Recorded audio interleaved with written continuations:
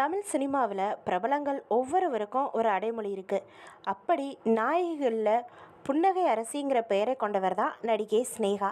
விஜய், அஜித், கமல், சூர்யா, விக்ரம், பிரசாந்த், தனுஷ்னு பல டாப் நடிகர்களோடு நடிச்சிருக்கிற இவர் தமிழை தாண்டி தெலுங்கு, மலையாளம், கன்னடம்னு எல்லா மொழிகள்லையும் நடிச்சுட்டு வந்திருக்காங்க.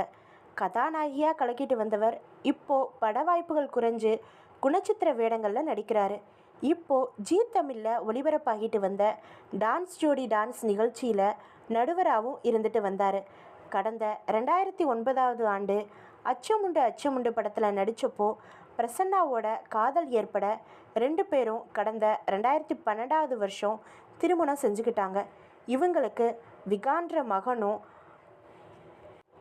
ஆத்யந்தான்ற மகளும் இருக்காங்க.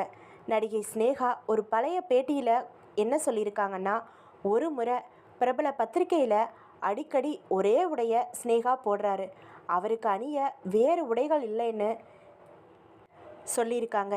நிறைய விமர்சனங்கள் அவரோட ஆடையை பற்றி வந்ததுனால இதனாலேயே நான் போட்ட உடைய திரும்பவும் அணிய மாட்டேன், ஒரு உடையை போட்டுட்டா அதை தெரிஞ்சவங்களுக்கு என்னோட நண்பர்களுக்கு கொடுத்துடுவேன், போட்ட ட்ரெஸ்ஸை போடுறதில்லைன்னு பேசியிருக்காரு.